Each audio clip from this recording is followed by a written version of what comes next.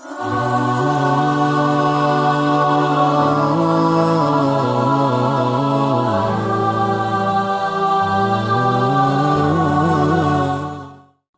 सलाम अलैकुम। प्रोग्राम इंतखाब में आपका मेज़बान अतहर काज़मी आपका खैर मकदम करता है। ये प्रोग्राम खुसूसी तौर पे उन नौजवानों के लिए है जो अपने कैरियर को चुनने में तमाम मुश्किलात का सामना करते हैं। हम कोशिश कर रहे हैं उन तमाम असातिज़ा और उन तमाम लोगों से बातचीत करने के लिए कि जिन्होंने अपनी मंजिल को आखिरी मुकाम तक पहुंचाया है और आज इस समाज में, इस दुनिया में और एजुकेशन में एक अहम रोल अदा किया है और उनका एक अलग मुकाम भी है। इसी कड़ी में आज हमारे साथ एक अजीम शख्सियत मौजूद है। आइए उनसे गुफ्तगू करेंगे। हमारी मुराद है प्रोफेसर मारूक मिर्ज़ा साहब से, जिन्होंने एमकॉम किया है, पीएचडी किया है और डीलिट भी किया है। आप इस वक्त हेड ऑफ डिपार्टमेंट हैं, डिपार्टमेंट ऑफ कॉमर्स में, ख्वाजा मोइनुद्दीन चिश्ती रहमतुल्लाह अलैह उर्दू अरबी फ़ारसी यूनिवर्सिटी में। आइए उनका इस्तकबाल करते हैं। मिर्ज़ा साहब सलाम अलैकुम। सर, जैसा कि प्रोग्राम है, इस प्रोग्राम की नोयत यह है कि हम बच्चों के लिए उन तमाम हजरात से गुफ्तगू कर रहे हैं कि जिन्होंने एजुकेशन में एक मुकाम हासिल किया है। अल्हम्दुलिल्लाह आज हमारे लिए बाइस फ़ख्र है कि आप हमारे साथ मौजूद हैं। पहला सवाल कि मैं इस वक्त प्रोफेसर मिर्ज़ा से बात कर रहा हूँ, यह एक अजीम शख्सियत, लेकिन ये सफ़र कहाँ से शुरू होता है? आपका सवाल बहुत ही अच्छा है और जो बिल्कुल हमारे नफ्स को भी हिलाए दे रहा है और हमारे पास्ट को पहुंचा के मेरे अंदर आंखों को नम भी कर सकता है। इसके लिए मैं आपसे पहले, क्योंकि आपने बड़ा गहरा और नफ्सियाती सवाल हमसे पूछ लिया कि हम लोग जिस घराने से ताल्लुक़ रखते थे उस घराने की एक मिसाल ये है। मैं शिया घराने से ताल्लुक़ रखता हूँ और आज से 40 साल पहले एक वक्फा, मेरे ख्याल है हर बड़े ख़ानदानों में आया होगा, एक अजीब ज़वाल आया जी, जिस ज़वाल के ऊपर बड़े बड़े लोग बिखर गए।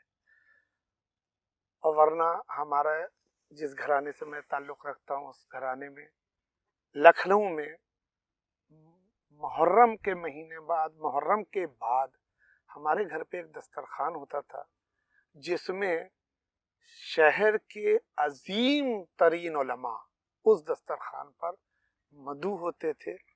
और जिसमें मैं कहना वो नहीं समझूंगा, अगर आप इस खानवादी की तरफ आ जाइए, कल्बे आबिद साहब के खानवादी की तरफ, तो कल्बे आबिद साहब और कब्बन साहब और ये लोग, और इवन कल्बे जवाद साहब भी उंगली पकड़ के अपने वालिद साहब के साथ उस दस्तरखान में मुहर्रम के बाद एक होता था, आते थे। और अगर आप इधर आ जाइए सईदुल मिल्लत साहब की तरफ, तो आगा रूही साहब और उनके वालिद और उनके चचा। और ये क्यों मैं कह रहा हूँ कि ये दोनों एक मुहर्रम के बाद एक दस्तरखान होता था। एक कदीमी नज़र हम लोगों के घर पे 13 रजब, जो ये आजकल के दिन चल रहे हैं, 13 रजब की नज़र होती थी घर के ऊपर। और उस वक्त उस नज़र को कब्बन साहब और उनके इंतकाल के बाद कल्बे आबिद साहब और आखिरी इंतकाल तक हुई, जिस साल वो थे वो भी। और एक अजीब माहौल था कि उनसे कह दिया था भाई आज आपको जनाब को लेके आना है, तो वो कल्बे आबिद साहब को क्या सादगी और क्या मिजाज में थी कि रिक्शे पे बैठे आए, 4 बजे नजर दी और 4:30 बजे वापस चले जाते थे। ये और 13 रजब की नजर इस खानवादे ने दी। और मुहर्रम में चेलुम की एक मशहूर सबील होती थी, पूरे नखास से लेके और तालकटोरे की करबला तक सिर्फ 2 सबीलें लगती थी। नखास शहंशाह बिल्डिंग के बगल में एक सबील लगती थी, जो पुराने लोग होंगे जानते होंगे। उस सबील पर उस वक्त जाफरान का शरबत, और जिसको वो नजर तब तकसीम होती थी जब आपके सईदुल मिल्लत साहब आके नजर देते थे।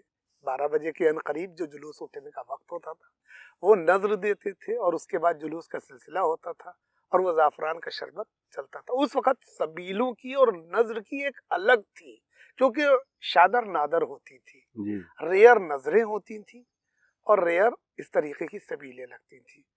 उस वक्त एक संपन्न फैमिली, संपन्न परिवार था। और बहरहाल बस ये जरूर था कि कारोबारी थे हमारे वालिद और हमारे फूफा वगैरह।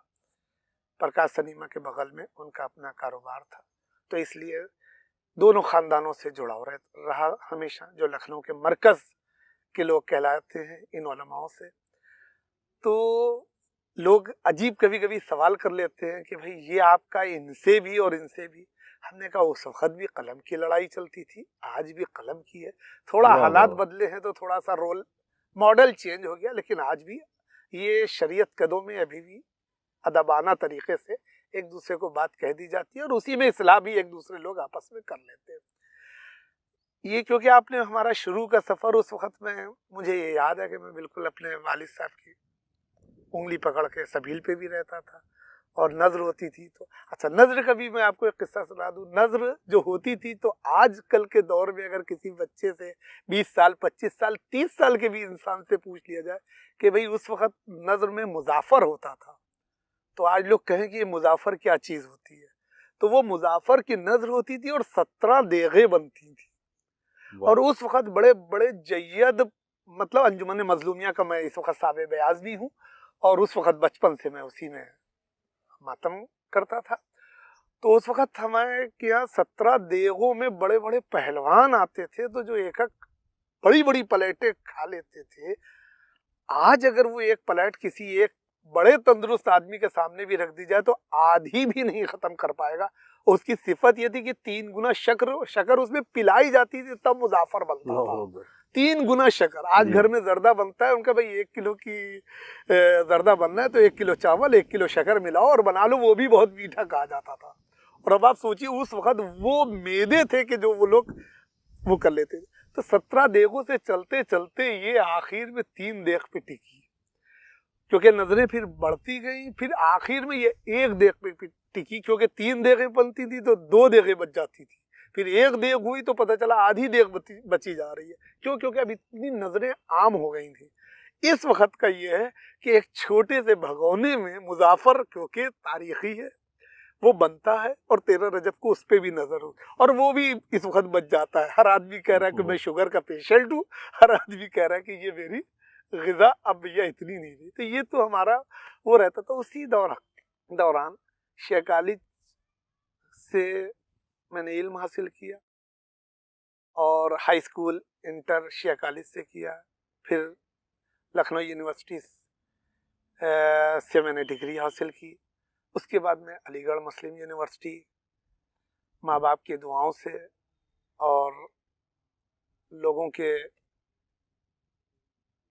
घर के ऊपर नज़र डालने के बाद, जो मैंने अभी एक जुमला कहा था कि 40 साल पहले एक ऐसा जवाल आया, मैं समझता हूँ वो सब घरानों के ऊपर आया। उस वक्त नहीं कुछ संभल गए। प्रोफेसर साहब, मेरा एक सवाल ये इस पे था कि तमाम इस दरमियान जो मुश्किलात आई अक्सर करके, क्योंकि ये एक पहलू है कि उन तमाम लोगों को जिन्होंने कामयाबी के झंडे गाड़े हैं, मैं वहीं पे आ रहा हूँ। बहुत अच्छी आपने बात कही, क्योंकि थोड़ा सा पस मंजर पे जाने में, तो अब आपने जैसे कहा तो मेरी फ्लैशबैक मेमोरी में मैं गया तो सब चीजें एकदम सामने चलती चली आ रही हैं।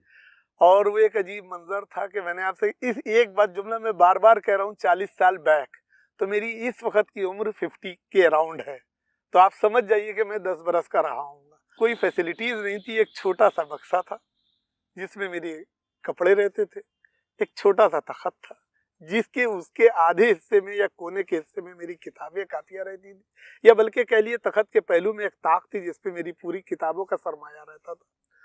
लेकिन ये जरूर है कि हमने पढ़ाई बहुत मेहनत से की और हमारे पास फैसिलिटीज नाम की चीजें थी। क्यों मैंने कहा कि मैं ऐसे बाप का बेटा हूँ जिसके सर के ऊपर टोपी थी और टोपी के अंदर एक सुई लगी रहती थी, और वो सुई उसकी जरिया माश थी, और उसी से वो कामदानी बना के मेरे 5 भाइयों यानी अपने 5 बेटों और अपनी 2 बेटियों को उन्होंने पाल के बड़ा किया। हालात ऐसे थे कि मेरे बाकी लोग नहीं पढ़ पाए, बड़े भाई, और एक लिमिट तक जाके उनकी एजुकेशन उनको छूटना पड़ी, या कहें कि वो हालात से ज़्यादा नहीं लड़ पाए। लेकिन हमें कहने में हम अपने को फख्र महसूस करेंगे कि हमने फाके किए, सब कुछ किया, लेकिन इल्म में जितना कोशिश की वो किया। हाँ, मुझे अच्छे ग्रेड की कापियाँ नहीं मिली। मैं 15 पैसे किलो उस वक्त रद्दी मिलती थी नखास चौराहे पर, वहाँ से रद्दी 15 पैसे किलो की लेके आते थे, जिसके ऊपर मैं पूरी पूरी अपनी मेरी मेहनत उसके ऊपर रहती थी। लेकिन उस दौर में जाहिर सी बात है, देखिए इसमें हर पहलू हो सकता आ जाए, कुछ लोग आप भी हो सकता है कि ये पहलू नहीं कहना चाहिए, मिर्जा साहब ने कह दिया, लेकिन वो कोई किसी कमेंट्स और किसी उसकी वजह से नहीं। मैं हाई स्कूल किया, फिर इंटर में जब आया तो इंटर में मेरे अकाउंट्स में सबसे हाईएस्ट मार्क्स थे उस वक्त कॉलेज में, माशाल्लाह। तो उस वक्त हम लोग जो कि एकदम से, बस ये ध्यान में रखिएगा 40 साल पहले जवाल आया था, यानी कि 1970 के से ऑनवर्ड्स, तो उस जवाल के पीरियड में मेरी पूरी तरबियत हुई है। तो मैंने हर चीज को बिल्कुल करीब से देखा, गुर्बत को भी बहुत करीब से देखा, और बड़े बड़े लोगों का उसूल भी देखे, उन उसूलों को नज़ीर बनाते हुए आगे बढ़े कि शीशा पिलाई भी दीवार रहा। सुभान अल्लाह। मतलब अपने कैरेक्टर से भी संबंधित चाहे बात कर लीजिए, चाहे ऑनेस्टी से संबंधित, ये दो चीज़ों को, वही मैंने अभी अपनी एक यहाँ तकरीर थी हजरत अली के ऊपर, तो मैंने वालिद साहब ने यही कहा कि दो चीज़ों को थोड़ा सा रखोगे, एक तो कैरेक्टर को कभी लूज ना होने देना और ऑनेस्टी ना छोड़ना, चाहे जितनी बड़ी तुम्हारे सामने परेशानी आएगी, चाहे जितनी बड़ी आएगी, तुम लम्हा भर भी टिकोगे उसी में वो उड़ के चली जाएगी, रुकने नहीं पाएगी तुम्हारे सामने। अगर ये दो चीजें साथ में रहेंगी, आएंगी, तो ये चीज आज तक मैं उस जिंदगी में अपने में गिरह बांध के रखता हूँ कि कैरेक्टर और ऑनेस्टी। ठीक है, लोग कहेंगे बुरा कि भाई ये तो आदमी आउटडेटेड है जी, कहने दीजिए। घर पे हो सकता है फैमिली मेंबर कहें पापा दुनिया कहाँ जा रही है, आप वहीं पे टिके हुए हैं, उसको भी हमें झेलना है और सबको ओवरकम करके हमें आगे बढ़ना। तो ये रखा। प्रोफेसर मिर्जा, यहाँ से आपका मतलब ये इंतहाई मतलब एक कहना चाहिए इंस्पायरिंग लफ्ज थे आपके, खुदा की कसम। अगर हमारे नौजवान इस सारी चीज़ों से अगर उनके लिए मशले राह भी हो सकती है लफ्ज। तो अलीगढ़ का सफर फिर वहां से कैसे शुरू हुआ? मैं अलीगढ़ का सफर बस आ रहा हूँ, उससे पहले एक शब्द कहना है कि जो मैंने कहा अकाउंट्स में हाईएस्ट नंबर आए जी, तो ताहिर साहब एक शेयर कॉलेज में टीचर थे, शेरवानी पहन के अकाउंट्स पढ़ाते थे, और उन्होंने कहा कि मारूख तुम्हारे नंबर हाईएस्ट हैं, अब की 15 अगस्त, मैं हो सकता है कि भूल जाऊं, 15 अगस्त या 26 जनवरी का दिन है, अब की तुम्हें उस पर आना जरूर है। उस वक्त बड़ी एक सीक्रेसी रहती थी जो आज आम हो गई है। मैंने कहा सर जरूर आऊंगा, लेकिन मैं वजह नहीं बताऊंगा, क्यों आना है। मैंने कहा खैर मैं पहुंचा, एकदम से अनाउंसमेंट हुआ कि कॉमर्स के 12th में सबसे हाईएस्ट नंबर पाने वाले मारूख मिर्जा को ये पेन का तोहफा दिया जा रहा। तो पेन जब मुझे मिला तो पेन को जाहिर सी बात है उसकी कीमत अगर वैसे देखिए तो करोड़ों अरबों रुपए से कम नहीं, यूं देखिए तो उसकी कीमत कुछ नहीं। दोनों चीजें मैं क्यों ला रहा हूँ, जब मैं उसको घर पे गया, घर के अंदर भी हर तरीके के लोग होते हैं फैमिली में, खानदान में, एक पढ़े लिखे शख्स ने उस पे, मैंने कहा खुश होके, एक अंदर से एक अजीब सी खुशी गया, ये देखिए मुझको आज ये पेन मिला, ये पेन देखो, ये 10 रुपए की पेन की इसकी क्या कीमत। वो जुमला आज 35-40 साल हो गए मेरे जहन से हट नहीं पा रहा है कि उस वक्त एक पढ़े लिखे शख्स ने क्यों कहा। उस वक्त मैं इतना बाशऊर था कि नहीं, इस कलम में जरूर ताकत है, क्योंकि ये इसकी फ्रीक्वेंसी हमसे मैच नहीं खाई, इसलिए ये चीज उसने बोली, या ये आगे ना जाए या इसकी अहमियत कम समझे, क्योंकि हाई स्कूल की एज और इंटर की एज क्या होगी ये आप भी बहुत अच्छी तरह।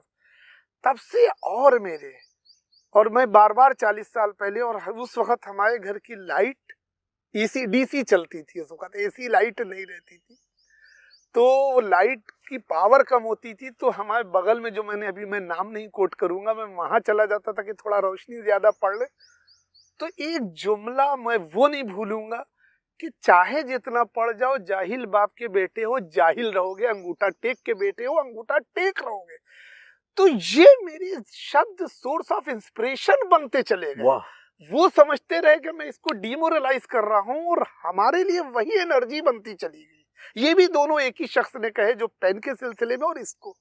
लेकिन मैंने अपने को भी तहैया कर लिया कि या अल्लाह, हाँ उसी वक्त एक शख्स और मुझे मिले थे, अब्बास साहब, इल्म जफर के जानने वाले थे। उन्होंने सोबत में कुछ दिन इस रूप में रहा कि सुबह 4 बजे कहते थे, घर पे आते थे कटरे से और दखपुल बाप करते थे और ले जाते थे, और हय्याला खैरी लमल का दौर उस वक्त चलता था, नमाज के लिए उठो और नेक अमल के लिए।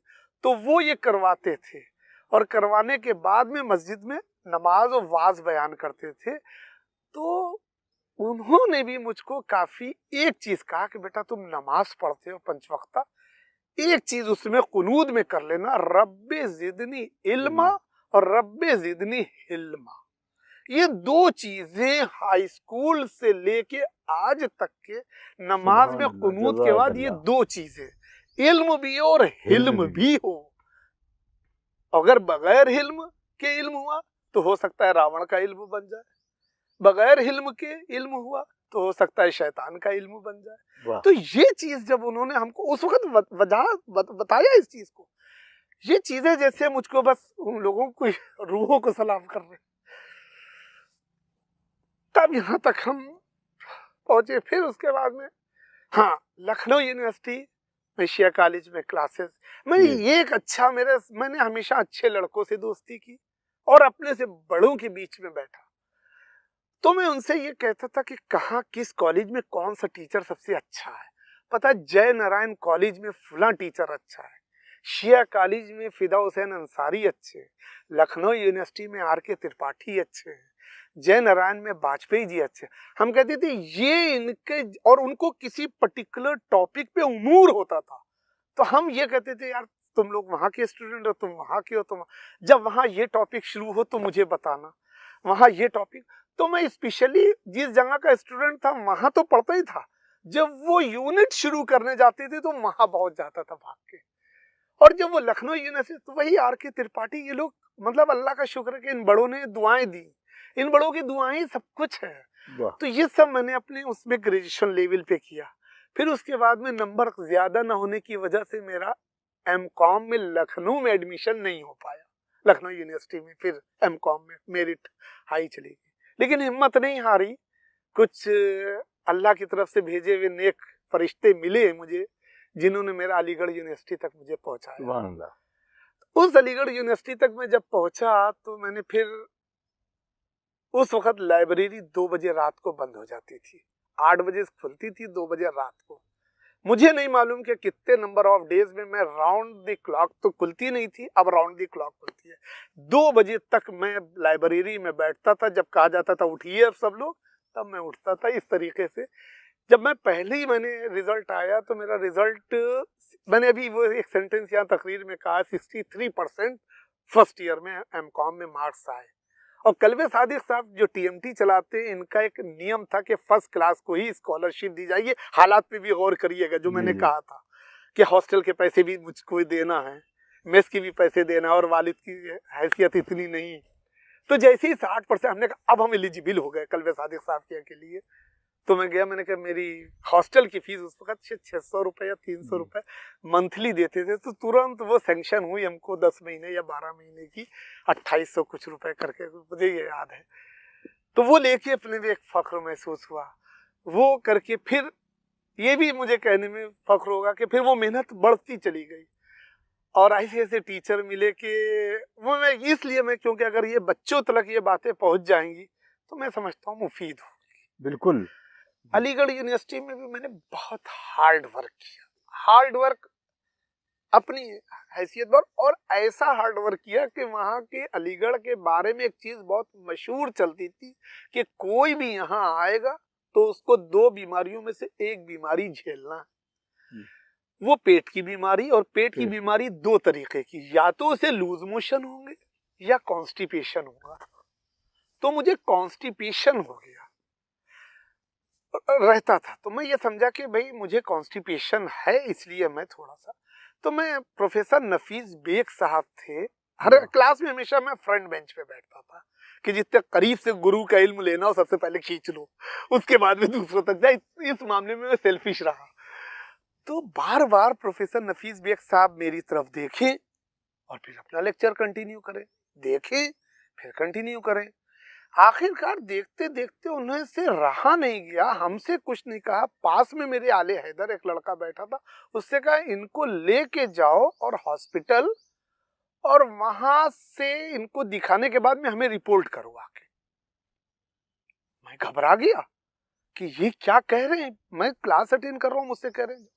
मैं जब गया तो डॉक्टर्स ने ये कहा कि अगर आप 2 दिन और ना आते तो आप अल्लाह मियां के यहाँ थे। जो कांवर की जगह झांवर हो चुका था मुझे, और मैं धीरे धीरे चल रहा था, इतना पेट हमारा डैमेज हो गया था। तब मैंने कहा कि अरे बाप रे बाप, ये प्रोफेसर नफीस भी। वहाँ 8 दिन एडमिट रहे। जब 8 दिन एडमिट रहेंगे घर से दूर, तो जब रात को छत देखो तो फिर माँ बाप ही याद आते हैं, उनसे अलावा कोई नहीं याद आता। बगैर हॉस्पिटल से बताए हुए घर भाग गया। फिर वहां जाके मुकम्मल इलाज किया और फिर ठीक होके एक 15 दिन महीना भर फिर टोटल प्रिकॉशन लेते हुए अपनी स्टडी को बढ़ाता रहा। तो हमारे जो साथी वो खुद कहते थे कि मिर्जा तुम टॉप तो तुम ही करोगे, तुम्हारे अलावा कोई टॉप लेगा। मैंने कहा नहीं भैया, ऐसी कहा मेरी किस्मत, ऐसी कहा मेरी वो कि वो अच्छा पैसे नहीं थे तो जो बचकाना हरकतें होती हैं वो भी देखिए मेरे में से ये नहीं थी कि मैं कोई बहुत बड़ा सूफी संत हूँ। तो बचकाना हरकतें कैसी थी मेरी, ये भी मैं बच्चों को बताऊंगा। ये मैं अभी अपने क्लासों में जनरल फर्स्ट डे के 3 डेज में मैं जनरल बातें अपने बच्चों से करता हूँ।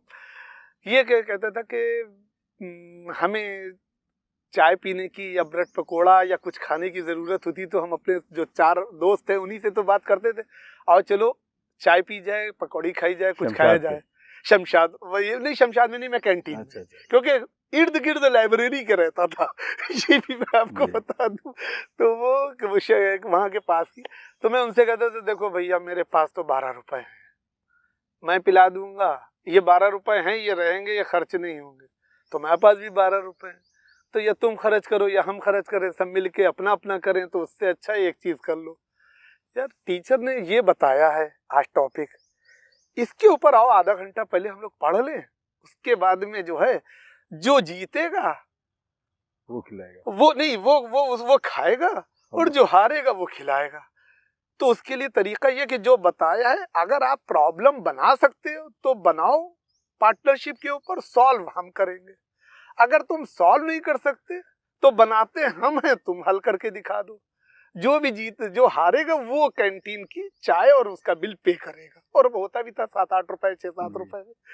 तो ये मैंने बड़ी शर्तें जीती, तब उस पे सब अच्छा, वो हमारी एक हिसाब से पढ़ाई की एक्सरसाइज भी हो जाती थी, कमांड हो जाता था। Partnership, amalgamation, accounts, final accounts, ये ऊपर से नीचे तक कॉन्ट्रैक्ट अकाउंट देखते थे, बता देते थे कि इसमें यूँ करिए, यूँ पहुंच जाइएगा। तो अक्सर इंटर के टीचर और जो थे, जो इस वक्त हम, उस वक्त वो ग्रेजुएशन को ट्यूशन भी करते थे, तो एक आध बार कभी टेस्टिंग हम आई की कि मिर्जा ये क्या होगा, ये जरा सा सॉल्व करके दिखाओ। हमने कहा सर सॉल्व करने की जरूरत नहीं, मिसेस सीजर ने हमको जब इंटर में इंग्लिश पढ़ाई तो उन्होंने 8 किताबों से हमें ग्रामर पढ़ाई थी। बिराइटर है और न्यूलाइट है और कितनी है जो मैं आज नाम भूल चुका हूँ, उससे तो मैंने अकाउंट्स भी तकरीबन हर किताब के से उठा के चाट डाली है। तो मैं कहते ये इस किताब में इस पेज के ऊपर ये सवाल है और इसको आप ऐसे से ऐसे कर लिए।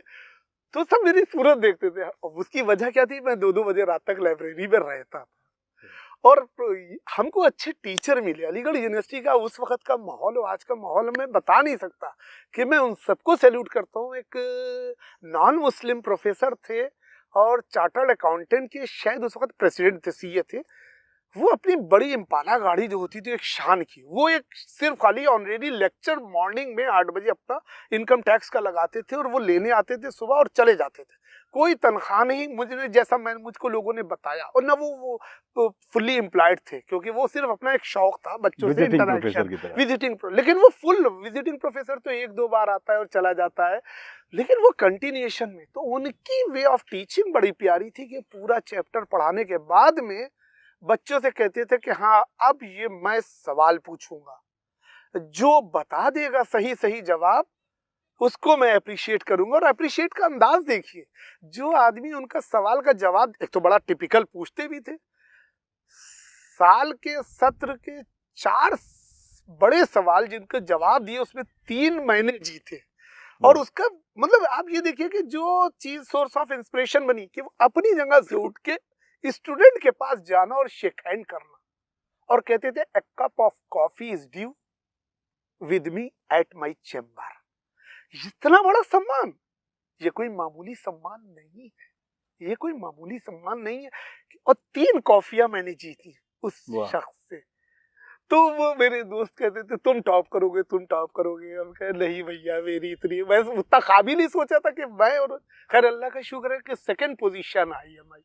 और वो पोजीशन ये आई कि अगर वाइवा में मेरे 3 नंबर बढ़ जाते, वाइवा में जिसके 3 नंबर बढ़ गए थे उसके, और फाइनल ईयर के लिस्ट में देखिए तो मैं 10% से लीड करके टॉप कर रहा था। लेकिन जब एग्रीगेट किया तो उसमें 0.2% से मेरा गोल्ड मेडल रह गया। आज तक उसका खलक है, क्योंकि अब जब कन्वोकेशन और ये सब होते हैं बच्चों के अरे हमने कहा देखो कितने, अभी हमारे यूनिवर्सिटी में कन्वोकेशन हुआ, इनको गोल्ड मिल रहा है, उनको गोल्ड मिल रहा है। अरे काश। अब प्रोफेसर मिर्जा, हम अब बात करें आके, क्योंकि आपकी सारे लफ्ज एक शायद मेरे नौजवानों के लिए मशाले राह भी होंगे, और ये सारी स्टोरी उनके लिए एक आईना है कि वो अगर अपने आप को इस पे रखें।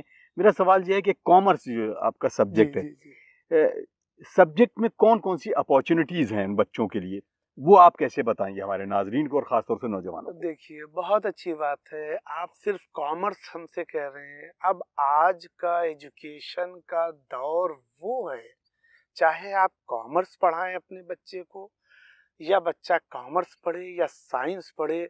हम लोगों के दौर में सिर्फ 35% रिजल्ट होता था, और उसमें 50% नंबर पा लेना भी एक बहुत बड़ी बात होती थी। आज 90% और 98% और 95% बच्चे नंबर ला रहे। उस नंबर्स की भी आज वैल्यू अपनी जगह है, लेकिन अगर आपको कमांड है उस पर, एक्सेल पे आप हैं, तब तो आपका आज की एजुकेशन सोसाइटी में सर्वाइवल है।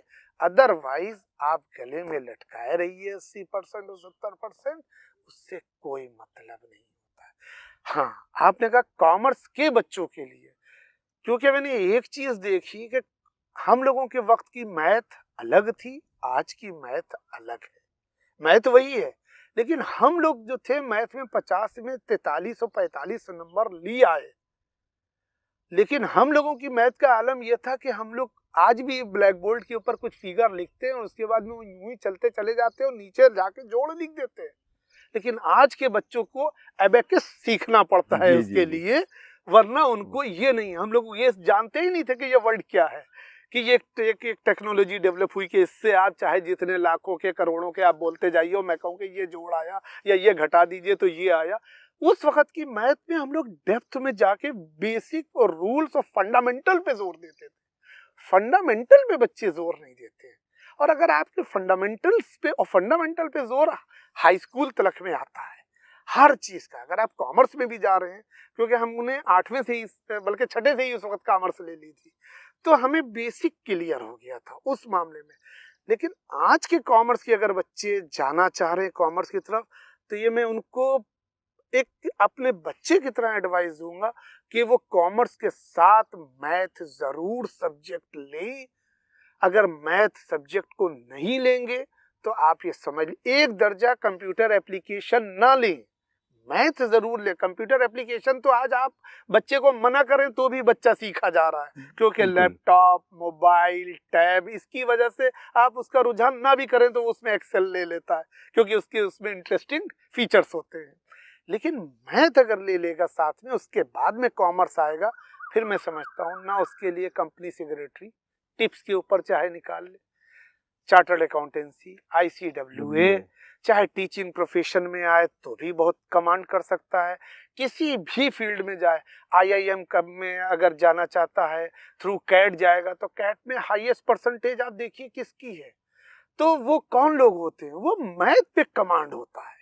जिसका मैथ पे कमांड है तो वो उसके लिए हर चीज, क्योंकि उसकी ग्रेस्पिंग पावर और सॉल्विंग कैपेसिटी बढ़ जाती है हर चीज की। प्रोफेसर मिर्जा, अगर मैं आपसे पूछूं कि सेल्फ जो काउंसलिंग है एक बच्चे के लिए, माँ बाप इस लायक नहीं कि वो बता पाएं, लेकिन बच्चे को आप क्या नसीहत देंगे कि वो अपने कैसे एनालाइज करे अपनी कैरियर को लेने के लिए? बहुत अच्छी बात आपने, मैं इस सवाल को सलाम करता हूँ, बहुत अच्छा सवाल पूछा कि वो बच्चे, सिर्फ हम उन बच्चों से ये कहेंगे कि अगर आपके माँ बाप इस लायक नहीं है कि सही से काउंसलिंग करें, तो आप उसमें शर्मिंदा ना होइए, मेरा एग्जाम्पल ले लीजिए कि मेरे वालिदैन पढ़े नहीं थे, कड़े हमसे ज़्यादा थे, और इतना कड़े थे कि वो हमसे कहते थे बैठ के पढ़ो, तो अगर मैं उनके सामने किताब पे देख रहा हूँ, अगर कहीं पे मेरी वो सामने बैठे हुए देख रहे हैं कि ये निगाह खाली टिक गई है, तो पूछ देते थे कि ये क्या तुम किताब पढ़ रहे हो कि किताब खोले हुए हो। जब ऐसे माँ बाप हमको मिले तब मैंने उसको कहा कि देखिए इस चीज को, तो वो चीज समझ में आई। तो यही मैं कह रहा हूँ कि आप अपने में बेटा, पहली बात तो हाई स्कूल के पहले आप 8वें से ही मिनिमम 6 घंटे आप सिर्फ स्टडी कर लीजिए, सिर्फ 6 घंटे आप पढ़ लीजिए। मैं उन बच्चों के लिए ज्यादा कह रहा हूँ जिनके माँ बाप पढ़े लिखे नहीं है। अगर वो सिर्फ 6 घंटे स्टडी करेंगे, आज इतनी हर चीज में एक्सेसिबिलिटी है, हर चीज के ऊपर पहुंच जाना, अगर आप 6 घंटे पढ़ लेते तो मैं नहीं समझता हूं कि उस बच्चे को कहीं काउंसलिंग की जरूरत पड़ेगी। सबसे बड़ी काउंसलिंग यही है उसकी 8वें क्लास से वो 6 घंटा अदर देन स्कूलिंग टीचिंग कि अगर वो घर के ऊपर पढ़ लेता है तो उस बच्चे की शाइनिंग डिफरेंट देखेंगे, चाहे उसके माँ बाप पढ़े लिखे हों और चाहे ना हो।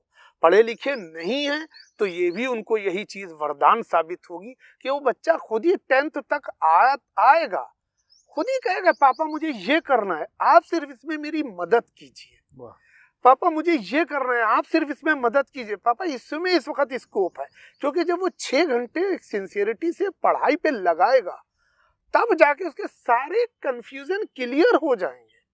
और हम ये सोचे कि हमने दिखा दिया कि ये चीज 8 माले पे चढ़ना है, इस बिल्डिंग पे न जाइए, इस बिल्डिंग पे जाइए।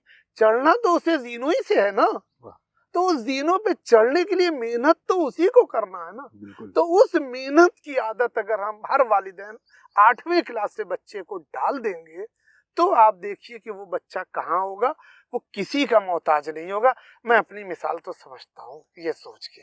प्रोफेसर मारूक मिर्जा, अगर मैं सर आपसे कहूँ कि इस पूरी गुफ्तगू का एक ऐसा मैसेज ताकि बच्चों को या आपकी तमाम इंस्पायरिंग वर्ड्स के साथ और उन वालिदैन के लिए भी एक मशाले राह हो और उनके लिए एक ऐसा पैमाना हो कि वो अपने बच्चों को ये लगाएं कि आज से हम इसी तरीके के इसी पैमाने के साथ आगे बढ़ेंगे और वो कामयाबी की मंजिल हो, तो वो वर्ड क्या होंगे आपके एक मैसेज की शक्ल? ये भी बहुत अच्छा आपने, क्योंकि बड़ी एक फर्टाइल जमीन से निकला हुआ पौधा बड़ा हो जाता है। अल्लाह का शुक्र है हम अपने को फर्टाइल भूमि का नहीं कहते हैं। सीसा पिलाई हुई एकदम चट्टान से निकला हुआ पौधा, वो तो जब चट्टान हिलेगी तब पेड़ गिरेगा, वरना तो पेड़ नहीं गिर सकता। इतना अच्छा सवाल आपने पूछा कि उनके लिए क्या मैसेज होगा।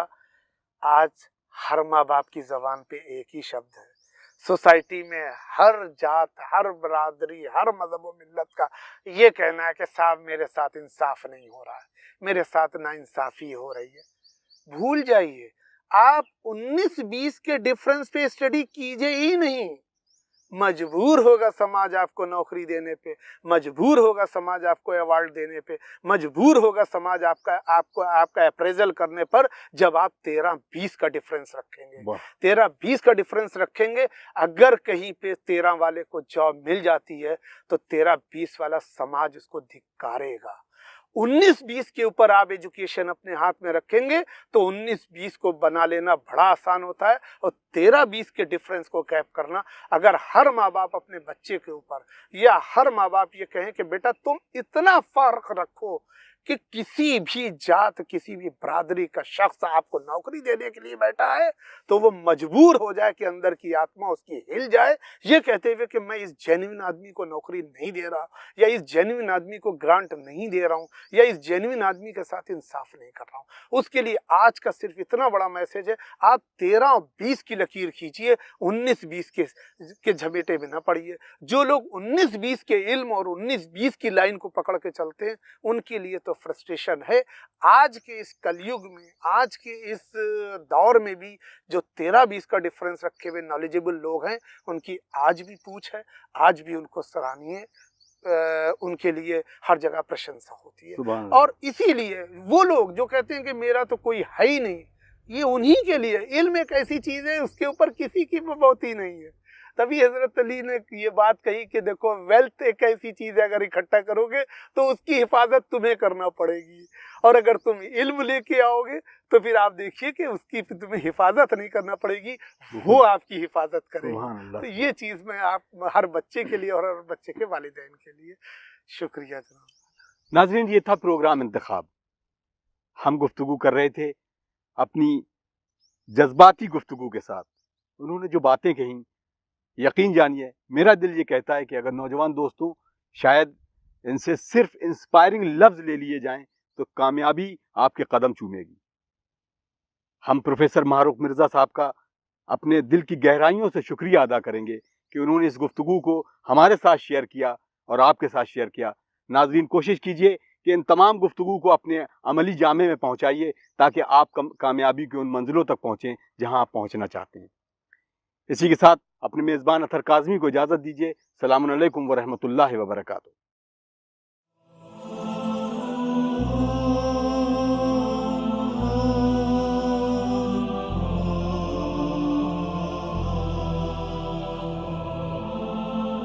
Oh